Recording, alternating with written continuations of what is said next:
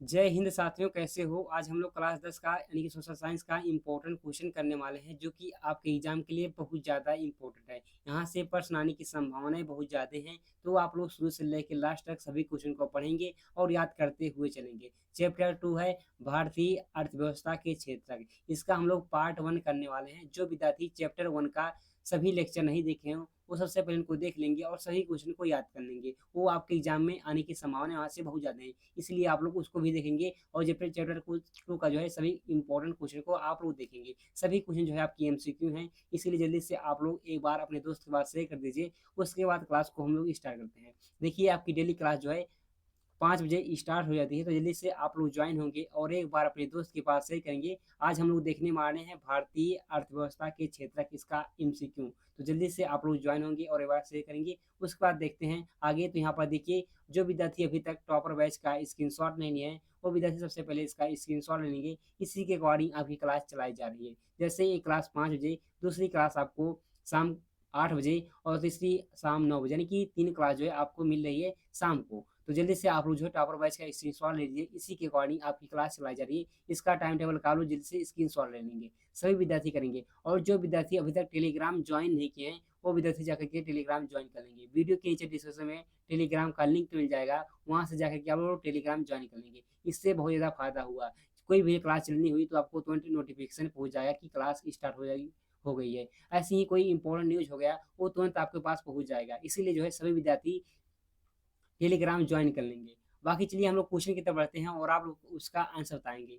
देखिए, question number 1 होता है, इसका क्या होगा जाएगा सही आंसर। इसमें क्या पूछा गया, आप लोग देख पा रहे हैं कि अर्थव्यवस्था के किस क्षेत्र को भारतीय अर्थव्यवस्था की रीढ़ की हड्डी कहते हैं। तो यहाँ पर ऑप्शन दिया गया है प्राथमिक क्षेत्र, जीडीपी, तृतीय क्षेत्र, उपरोक्त में से कोई नहीं। तो यहाँ पर जो है कौन सा सही आंसर आपको लग रहा है, जल्दी बताइए। तो क्या होगा यहाँ पर सही आंसर? तो बिल्कुल यहाँ पर जो है ऑप्शन नंबर ए सही आंसर हो जाएगा। अब जो विद्यार्थी यहाँ पर ऑप्शन ए बता रहे हैं प्राइमरी सेक्टर, उनका बिल्कुल सही आंसर हो जाएगा। फर्स्ट नंबर का ए ऑप्शन सही है। सबसे पहले आप लोग क्वेश्चन संख्या लिखेंगे, उसके बाद यहाँ पर कौन सा सही ऑप्शन है ये आप लोग इसे कमेंट बॉक्स में लिख कर बताएंगे। तो यहाँ पर जो है फर्स्ट का ए ऑप्शन सही है, यहाँ पर बिल्कुल सही आंसर हो जाएगा। बात की जाए प्राथमिक क्षेत्र को और किस नाम से जाना जाता है, अगर आपसे एग्जाम में पूछ रहा है कि प्राथमिक क्षेत्र को और किस नाम से जाना जाता है, तो आप बताएंगे कृषि क्षेत्र से।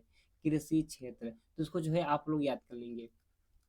बाकी आगे बढ़ते हैं और देखेंगे अगला क्वेश्चन, और आप लोग बताएंगे अगले क्वेश्चन का कौन सा यहाँ पर सही आंसर हो जाएगा। देखिए, क्वेश्चन नंबर 2 है और 2 का जल्दी से आप लोग आंसर बताएंगे। इसमें क्या पूछा गया कि भारत की राष्ट्रीय आय में किस क्षेत्र का सर्वाधिक योगदान है। बताएंगे आप लोग किस क्षेत्र का जो है सर्वाधिक योगदान है, प्राथमिक क्षेत्र का, या द्वितीय क्षेत्र का, या तृतीय क्षेत्र का, या विदेश क्षेत्र का। बताएंगे यहाँ पर जो है कौन सा सही आंसर है। आप लोग को क्या लगता है यहाँ पर जो है कौन सा सही आंसर हो जाना चाहिए? सबसे पहले आप लोग क्वेश्चन संख्या, उसके बाद कौन सा ऑप्शन सही है आप लोग ऐसे बताएंगे। तो अगर हम लोग यहाँ पर सही आंसर की बात करेंगे, तो तृतीय क्षेत्र का जो है सबसे अधिक योगदान है, यानी कि ऑप्शन यहाँ पर सी हो जाएगा सही आंसर। अब जो विद्यार्थी यहाँ पर सी ऑप्शन बताए हैं, उनका बिल्कुल सही आंसर है। भारत की राष्ट्रीय आय में सर्वाधिक योगदान जो है किसका है, तो तृतीय क्षेत्र का है। इसको जो है आप लोग याद कर लेंगे।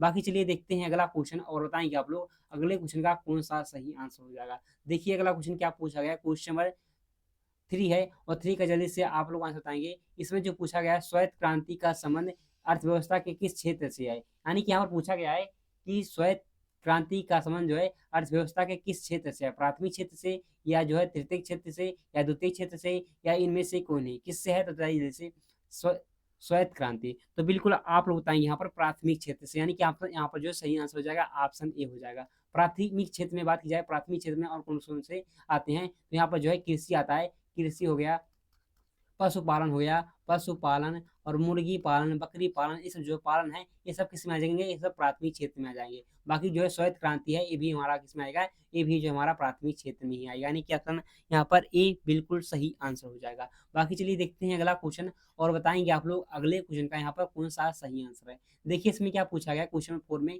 यहाँ पर पूछा गया है कि आर्थिक विकास की माप करने के लिए एक उचित सूचकांक है, यानी कि यहाँ पर जो है आर्थिक विकास की माप करना हुआ, तो आप लोग इसका कौन सा सूचित सूचकांक है यही पूछा गया, कौन सा अच्छा इंडेक्स है वही पूछा है। तो बताइए क्या होगा यहाँ पर सेंसर। यहाँ पर दिया गया है राष्ट्रीय आय, प्रति व्यक्ति आय, उपभोक्ता व्यय, यहाँ पर दिया गया है जीवन प्रत्याशा बताएं यहाँ पर जो कौन सा इसका सही आंसर है। तो राष्ट्रीय आय से नहीं निकाल सकते, यहाँ पर उपभोक्ता की व्यय से भी, जीवन प्रत्याशा भी से भी नहीं, यहाँ पर जो बिल्कुल सही आंसर है तो यहाँ पर प्रति व्यक्ति आय, प्रति व्यक्ति आय से हम लोग निकाल सकते हैं कि कोई देश जो है कितना विकसित है, कितना विकासशील है, इसके बारे में हम लोग पता कर सकते हैं प्रति व्यक्ति आय की सहायता से। यानी कि यहाँ पर बी ऑप्शन सही आंसर हो जाएगा। अब जो विद्यार्थी यहाँ पर 4 नंबर का बी ऑप्शन बताए हैं उनका सही आंसर हो जाएगा। बाकी चलिए देखते हैं अगला क्वेश्चन और आप बताएंगे अगले क्वेश्चन का कौन सा यहाँ पर सही आंसर है। देखिए क्वेश्चन नंबर 5 है, जल्दी से आप लोग 5 का आंसर बताएंगे क्या होगा इसका सही आंसर। इसमें जो पूछा गया है, इन आर्थिक क्रियाओं में कौन प्राथमिक क्षेत्र में संबंधित नहीं है, यानी कि यहाँ पूछा गया है कि इन आर्थिक क्रियाओं में कौन प्राथमिक क्षेत्र से संबंधित नहीं है। तो मत्स्य पालन, बैंकिंग, खनन, और यहाँ पर दिया गया है एक वन दिया है। तो क्या होगा यहाँ पर सेंसर, तो बिल्कुल आप बताएंगे कि मत्स्य पालन जो है, मत्स्य पालन हो गया, मछली पालन हो गया, मुर्गी पालन हो गया। तो यहाँ पर जो सही हो जाएगा, तो यहाँ पर देखेंगे तो ये वाला तो बिल्कुल नहीं होगा। यहाँ पर देखेंगे तो ये प्राथमिक क्षेत्र से संबंधित है। खनन भी है जो कि प्राथमिक क्षेत्र से संबंधित है, वन भी है हमारा, लेकिन बैंकिंग जो है ये बैंकिंग नहीं है। यानी कि यहाँ पर जो है बी ऑप्शन सही आंसर हो जाएगा। अब जो विद्यार्थी यहाँ पर बी ऑप्शन होता है उनका बिल्कुल सही आंसर है। अब बात की जाए जो है बैंकिंग किस क्षेत्र से संबंधित है, तो बताएंगे आप जो है बैंकिंग जो हमारा ये तृतीय क्षेत्र से संबंधित है। इसको आप लोग याद कर लेंगे, तृतीय क्षेत्र से पूछ लेता है। तृतीय क्षेत्र को और किस नाम से जाना जाता है, तो बोलते हैं संचार क्षेत्र।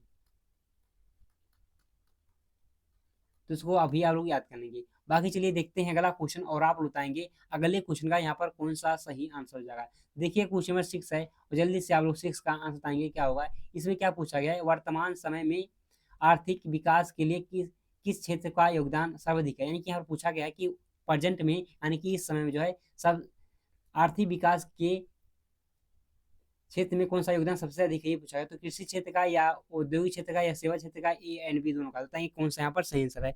तो अगर हम लोग यहाँ पर सही आंसर की बात करेंगे तो यहाँ पर बिल्कुल 6 नंबर का यहाँ पर सेवा क्षेत्र बिल्कुल सही आंसर हो जाएगा। यानी कि ऑप्शन यहाँ पर सी सही आंसर है, सेवा क्षेत्र, यानी कि यहाँ पर जो है ऑप्शन सी सही आंसर हो जाएगा। यहाँ पर मैंने अगर बता दिया कि संचार सेवा क्षेत्र, यहाँ पर सेवा क्षेत्र रहेगा, सेवा क्षेत्र।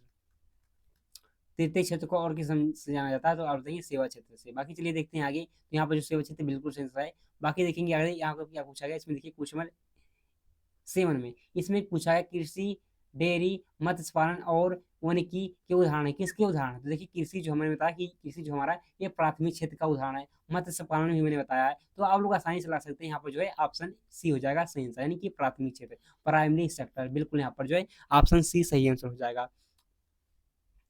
बाकी चलिए देखते हैं अगला क्वेश्चन, बताएंगे आप लोग इसका कौन सा सही आंसर हो जाएगा। क्वेश्चन नंबर 8 का देखिए, इसमें क्या पूछा गया है, निम्नलिखित में से कौन सा तृतीय क्षेत्र के अंतर्गत आता है। यानी कि यहाँ पूछा गया कौन सा जो है तृतीय क्षेत्र के अंतर्गत आता है। तो यहाँ पर जो है परिवहन और संचार दोनों हमारे जो है तृतीय क्षेत्र के अंतर्गत आते हैं, तृतीय। तो यहाँ पर जो है सी ऑप्शन सही आंसर हो जाएगा। सी ऑप्शन यहाँ पर बिल्कुल सही आंसर हो जाएगा। यहाँ पर पूछ लिया अगर आपसे तृतीय क्षेत्र को और किस नाम से जाना जाता है, तो आप लोग बताएंगे सेवा क्षेत्र, सेवा क्षेत्र। इसको जो है आप लोग याद कर लेंगे। ऐसे ही अगर आपसे पूछ ले प्राथमिक क्षेत्र को, तो प्राथमिक क्षेत्र को हम लोग कृषि क्षेत्र के नाम से जाना जाते हैं। ऐसे ही पूछ ले द्वितीय क्षेत्र को, द्वितीय क्षेत्र को, द्वितीय क्षेत्र को, तो आप लोग बताएंगे द्वितीय क्षेत्र को जो है हम लोग किस नाम से जानते हैं, तो विनिर्माण क्षेत्र से, विनिर्माण क्षेत्र से। तो उसको भी आप लोग याद करेंगे। यानी कि अगर आपसे पूछ लेगा प्राथमिक क्षेत्र को और किस नाम से जाना जाता है, तो आप बताएंगे कृषि क्षेत्र से। ऐसे ही द्वितीय क्षेत्र को पूछ लेगा तो आप बताएंगे विनिर्माण क्षेत्र से। ऐसे ही तृतीय क्षेत्र को पूछ लेगा तो आप बताएंगे जो है सेवा क्षेत्र के नाम से जाना जाता है। इसको जो है आप लोग याद कर लेंगे। बाकी देखेंगे क्वेश्चन नंबर 9 है, और जल्दी से आप लोग 9 का आंसर बताएंगे क्या होगा। इसमें जो पूछा है कि गतिविधियों को शामिल करता है, कौन जो है गतिविधियों को शामिल करता है जिसमें प्राकृतिक उत्पाद को विनिर्माण के तरीके के माध्यम से अन्य रूपों में परिवर्तित किया जाता है, जिससे हम लोग औद्योगिक गतिविधि भी से जोड़ते हैं। नहीं कहता है यहाँ पर जो कौन सा इसका सही आंसर है, जिसको हम लोग क्या कहते हैं प्राकृतिक उत्पाद को विनिर्माण क्षेत्र के तरीके से माध्यम से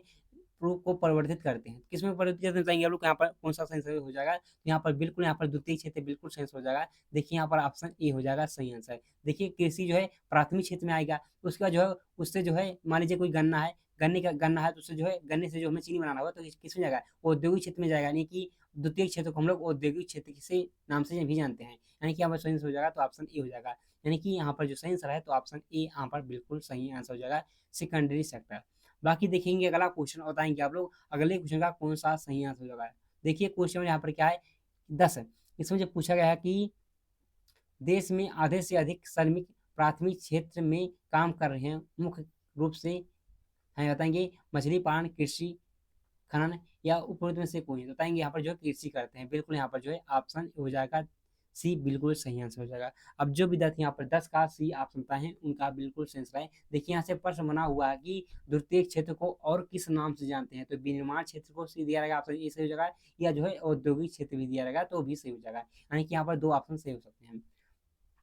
बाकी देखेंगे यहाँ पर क्वेश्चन नंबर 11 है, जल्दी से आप लोग 11 का आंसर बताएंगे क्या होगा। यहाँ पर खाली स्थान दिया गया है, उसके बाद पूछा गया कि दर्शाता है कि किसी देश में किसी देश की अर्थव्यवस्था की कितनी बड़ी है, यानी कि कौन सी चीज दर्शाता है कि जो है किसी देश की जो है अर्थव्यवस्था कितनी बड़ी है। तो जीडीपी या पीपीपी या जीएसडीपी बताएंगे यहाँ पर जो है कौन सा इसका सही आंसर है। तो बिल्कुल आप बताएंगे जीडीपी। जीडीपी के माध्यम से हम लोग पता कर सकते हैं जो है कौन सा देश कितना, उसकी अर्थव्यवस्था कितनी बड़ी है। यानी कि यहाँ पर जो सही हो जाएगा तो ऑप्शन यहाँ पर बी हो जाएगा सही आंसर। अब जो विद्यार्थी यहाँ पर बी ऑप्शन पाए हैं उनका बिल्कुल सही आंसर है 11 नंबर का बी ऑप्शन।